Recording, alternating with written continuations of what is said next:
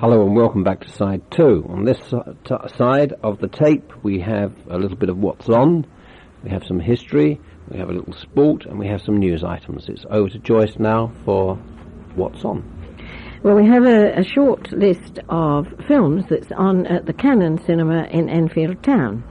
From Friday the 2nd of December, that's tomorrow, until Thursday the 8th.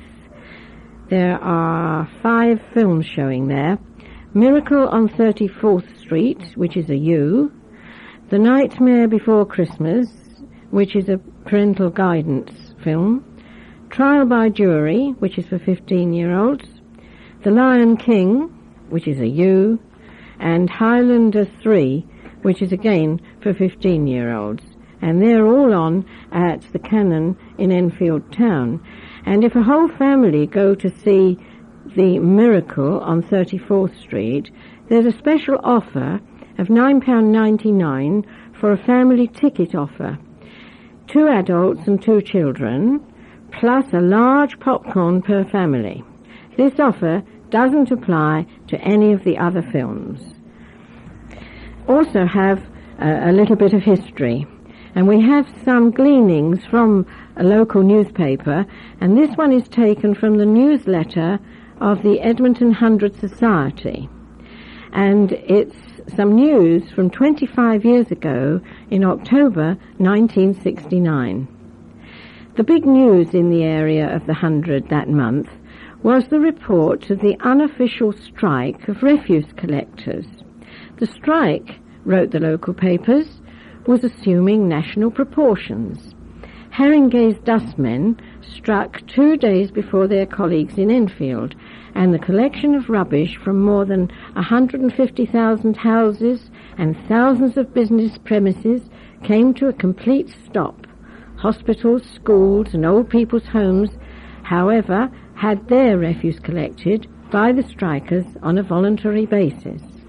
The strike was settled after 3 weeks, with the dustmen accepting a rise of £2 10 shillings per week.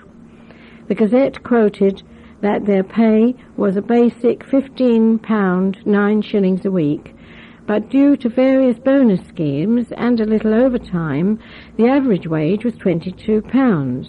Whether this was before or after the strike settlement was not made clear. Bushel Park resident, the late Mr. Ross McWhirter, members may recall that he was killed by an IRA bomb at his home. Once again, he made headlines. Ross McWhirter takes the Home Secretary to court was the front page headline of the Gazette. Mr. McWhirter hoped to obtain an order compelling the Home Secretary, James Callaghan, to implement the Boundaries Commission recommendations of Parliamentary Constitution changes. The government proposed to implement only those recommendations that affected Greater London boroughs and a handful of constituents in the rest of the country. The proposals which affected Enfield suggested the removal of the old Enfield East and West constituencies and giving the borough only 3: Enfield North, Enfield Southgate and Enfield Edmonton. The Gazette's editor wrote, Mr. Ross McWhirter and his twin brother Norris have an uncomfortable habit of telling authority that it is breaking the law and going to court to prove it.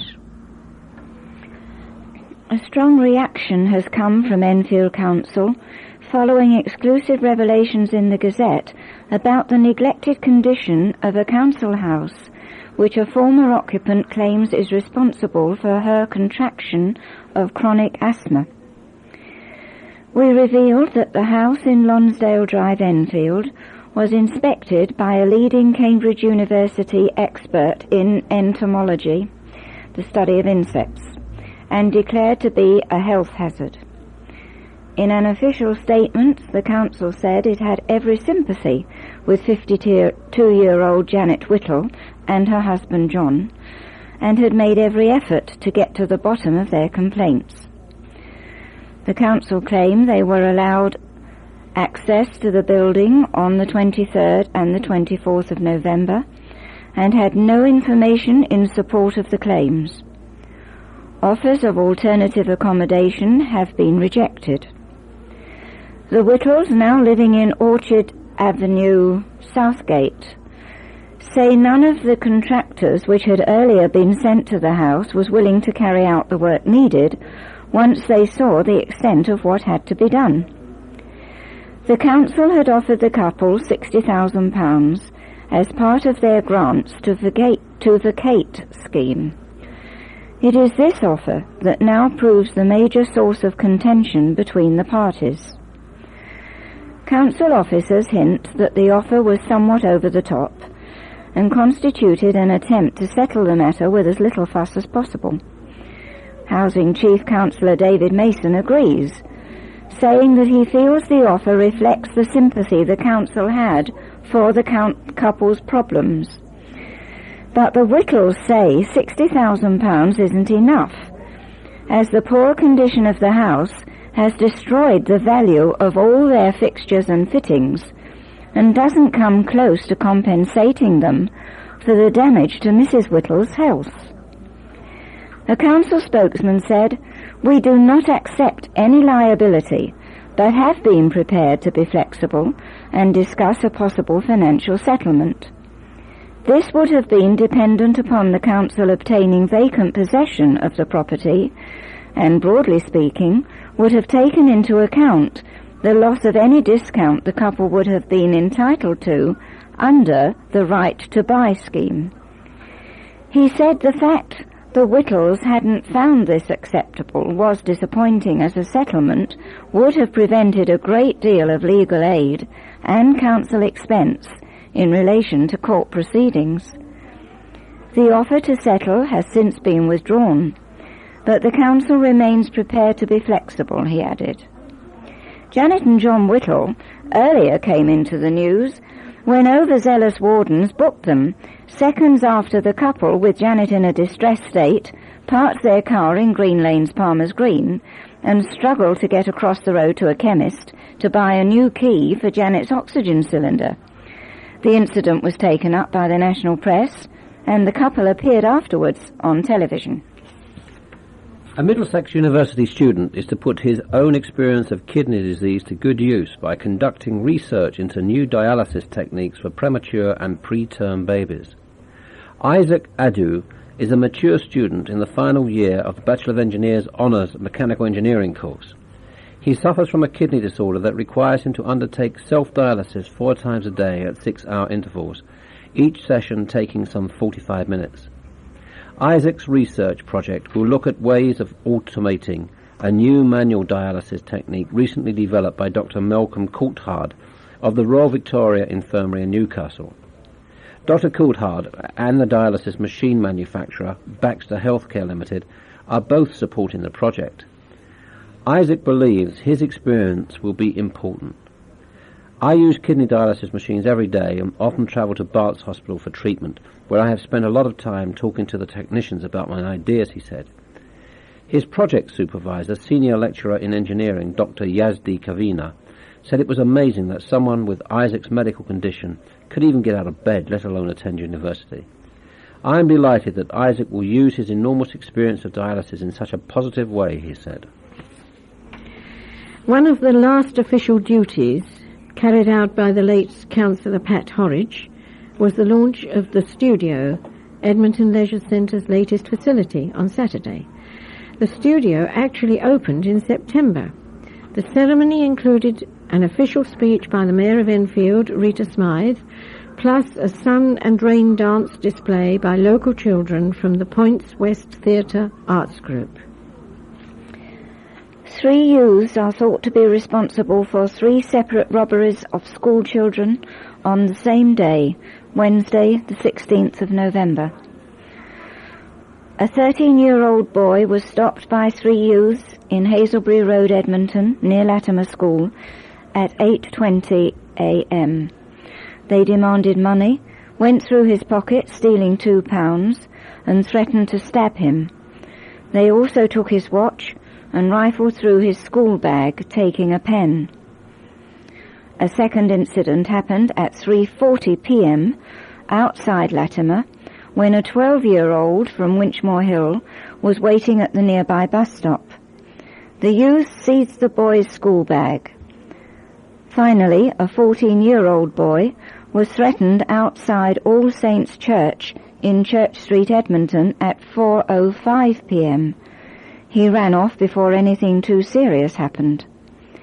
In all three cases, similar descriptions were given. All three of the youths were aged about 16. One was Asian, 5 foot 10 inches tall, with collar-length black hair. Another was white, aged 16, 5 feet 8 inches tall, stocky, with blonde hair, with either bad acne or freckles. The third was black and of similar size. In the final incident, a girl joined them. Will anyone who saw anything please contact Edmonton Police on 807-3030. Art and cultural groups in Enfield have begun planning for the borough's first arts festival next summer.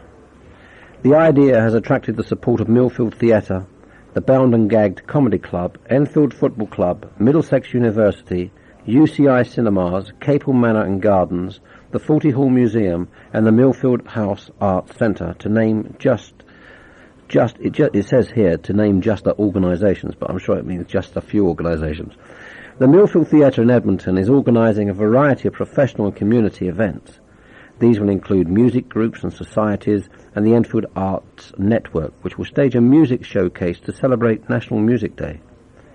Other features will include an Irish drama production, a night for dance and music fans with Shaban Jasing, and a spectacular featuring dances, I say that again, and a spectacular featuring dances from around the world.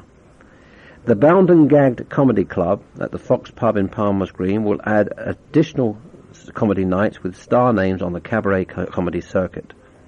Enfield Football Club will engage even more renowned variety artists to appear at its Starlight Suite. Special community activities for older people and young children are also planned. Middlesex University is planning a third year of classical music concerts on its Trent Park site. During the Arts Festival, the Symphony Orchestra of the Young Persons Concert Foundation will play 3 concerts ending in a firework display. Also planned is a Teddy Bear's Picnic. UCI Cinemas at the Lee Valley Leisure Complex will screen special films. Capel Manor and Gardens is looking at ways to blend traditional music, dance and literary activities into the themes of its gardens and horticultural centre. Forty Hall Museum, Forty Hill, will be arranging a photographic exhibition in conjunction with a national newspaper. There are also plans to hold a Tudor weekend inside the museum featuring a costumed cookery demonstration on food of that period, plus Tudor and Jacobean music recitals. Millfield House Arts Centre will show a range of textile and photographic exhibitions, including designs from Middlesex University's Silver Studios collection. A Crafts Council-sponsored studio glass exhibition will also be displayed, together with Greek and Italian textiles. A gravedigger was pulled up in his own cemetery and arrested for drink driving just after midnight on Sunday morning. Richard Robinson from Green Road, Oakwood, also worked as a security guard in the Southgate Cemetery in Brunswick Park Road. He's been charged with driving with excess alcohol, driving while unfit, having no licence, no MOT certificate, no insurance, and theft. He was bailed and is due to appear at Enfield Magistrates Court on January the 17th. Southgate College Opera have come up with a classy seasonal alternative to pantomime in the form of a musical version of the Charles Dickens novel A Christmas Carol. The famous tale of the miser Scrooge is billed as a superb pantomime with humour, pathos and, of course, a happy ending. But rest assured, it stays faithful to the plot of Dickens' novel. The show comes from the pens of opera company musical director Terry Hawes and his writing colleague John Dervish. It features a cast of 50, a full orchestra and a host of tuneful songs and lively dance routines. Victorian sets designed by producer Dora Barsham will be enhanced by supernatural effects created with help of lighting designer Alan Leggett. The show opens on Tuesday and runs until September the 10th. Until Saturday, December the 10th. Tickets are priced between £6 and £7 and can be obtained from Scott's, the travel agents, number 3 the Broadway Southgate, or from the company box office, 292-9178. A scheme to move giant removal firm Pickford's to a new headquarters at the former Belling Cooker factory site has moved a step forward. Property firm Kings Park Developments has bought the site in Southbury Road from Belling receivers KPMG Pete Marwick. Kings Park will knock down the factory and build a new high-tech office and warehouse complex. Pickford's has agreed to take a 15-year lease on the complex at £1,128,750 a year. The buildings are due for completion in October next year. A second part of Pickford's relocation involves redevelopment of its existing site on the Great Cambridge Road. That element is currently stalled over road plans. Developers want a new junction on the A10, but the Ministry of Transport and Enfield Council say that would cause chaos on an already congested stretch. Okay. It was a red and white letter day in Briggs Sports in Enfield Town on Thursday, as Arsenal and England goalkeeper David Seaman leapt in for a visit. David spent a few hours signing autographs on a host of Gunners souvenirs and meeting some starstruck fans. Among them was 8-year-old future goalkeeping star Mark Hind from Northfield Road, Cheshunt, who got a few chips from his hero. The Socialist Workers' Party are being blamed for sabotaging Saturday's demonstration in Enfield Town against the possible closure of Chase Farm Hospital's casualty unit. Political activists took the emphasis away from local people and turned the event into their personal rally, according to some witnesses. The march was attended by a number of Labour councillors, including leader Jeff Rodin and Lord Ted Graham. Maverick Tory councillor Peter Perryman said, "Jeff Rodin made a very good speech, and I would totally disassociate with him and the other councillors from the SWP. Unfortunately, the Have Banner Will Travel Brigade scared a lot of middle-aged and well-intentioned people into staying away." The number of protesters was slightly disappointing for the organisers, with the police estimating the crowd at about 180 people, all acting peacefully with no arrests. Organiser Keith Fletz from the Haringey and Enfield Trade Council said he felt the event was a success and was encouraged by the presence of a number of student nurses with their own banners. He is hoping to arrange a further protest after Christmas, possibly with a candlelight vigil in January at the hospital itself. The appalling state of food being served to patients in Chase Farm Hospital has been confirmed in a report from the Enfield Community Health Council over a month after the Gazette exclusively first revealed the problem.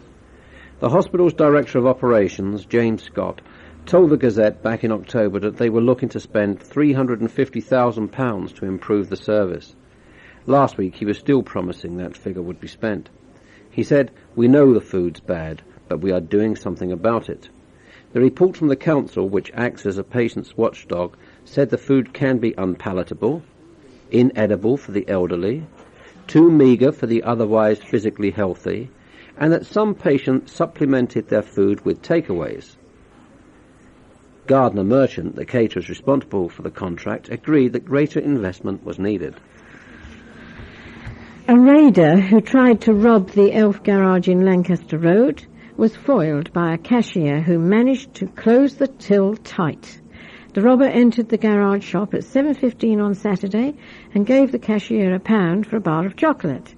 When the till opened, he pounced, but was outwitted and ran away. The crook is described as black, 5 feet 9 inches tall, in his early 20s, wearing a white jacket and a brown cap. Staff from the branch of Men's Outfitters, Dunn & Co. in Enfield Town, gave shoppers a smarter way to donate money to children in need on Friday, as they collected in the street after donning top hat and tails. 25-year-old manager Peter Jukes looked dapper indeed, as he sold the Dunn & Company catalogue for £1, all of which went entirely to the charity. A woman had her handbag snatched in Town Road, Edmonton, last Monday morning. The 69-year-old woman was walking towards Edmonton Green Shopping Centre at 11 a.m. when a man in his 20s ran up behind her and grabbed the bag from her hand as she approached Maggie's shop opposite Seymour Road. He crossed into Seymour Road and jumped into the passenger seat of a waiting blue car which sped off. A manhunt has begun after a gruesome killing in the early hours of Saturday. The body of William Brooks, known as Billy, from Dunholm Road, Edmonton, was found on the pavement in Park Lane, close to the entrance of Pims Park at 12:30 a.m. Police and an ambulance were called, but a police doctor pronounced Mr. Brooks dead at the scene. A post-mortem held just 12 hours later determined the cause of death as stab wounds to the heart. The police believe the killer could well have been known to Mr. Brooks. Chief Inspector Bob Barker from Edmonton said, "Anyone who can help us should contact the incident room here and ask for Detective Inspector Paul Loudon."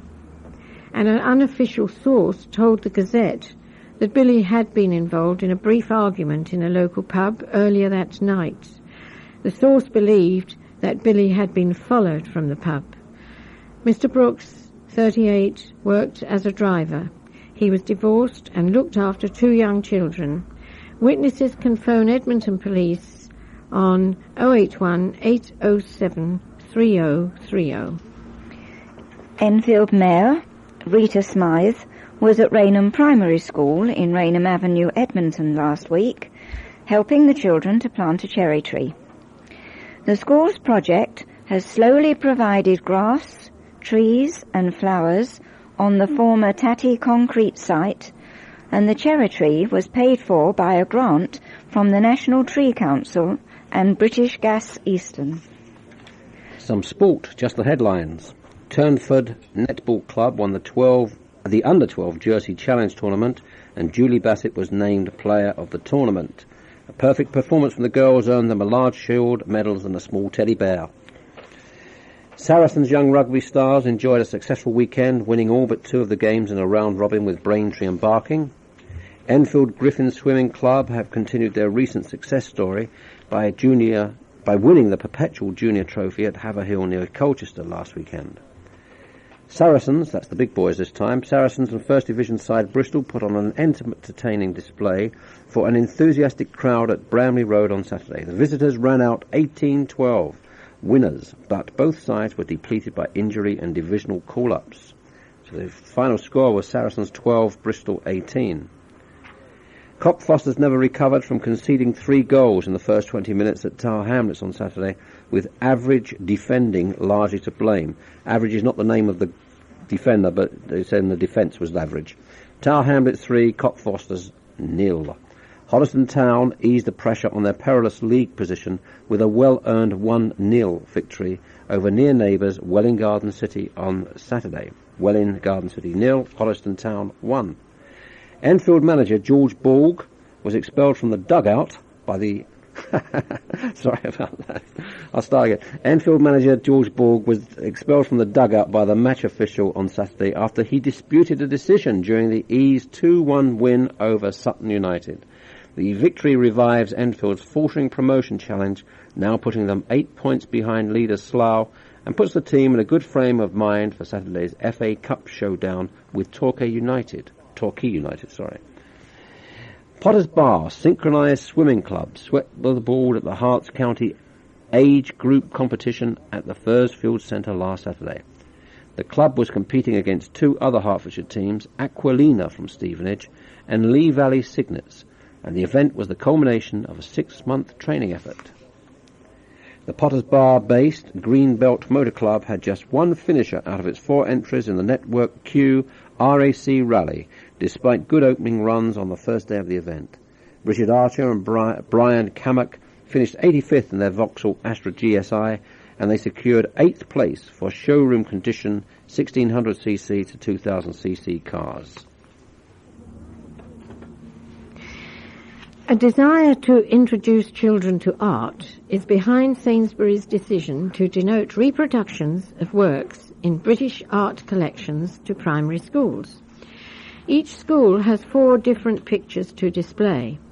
Honeylands Primary School in Lovell Road was chosen as one of the lucky schools by the A10 store. The 4 pictures are William Brooke, 10th Baron Cobham and his family, in 1567, attributed to the master of the Countess of Warwick. A 17th century Dutch painting, Still Life with Silver Flagon by Abraham Bayeren, Cézanne's Le Lac d'Annecy, 1896, and Train Landscape by Eric Ravilus, 1940. A pair of knifemen escaped with more than £1,000 when they held up 2 men who were transferring the takings from an Edmonton working men's club to a bank. The robbery took place in Oswald Place, Lower Edmonton, last Monday. It bore many resemblances to an incident reported in last week's Gazette when a security guard was attacked outside a day centre for the elderly in Palmer's Green. The 2 victims, both local and aged 59 and 48, were going to the bank together at 11:40 in the morning and were held up as they went to a car. The money was handed over and the knifemen ran off, possibly to a waiting white Sierra. The first crook was white, aged between 20 and 30, carrying a long black-handled knife and wearing a white crash helmet with a black visor. The second man was white, in his early 30s, 5 foot 10 inches tall and stockily built. He wore a white balaclava with yellow and green stripes and carried a 6-inch knife.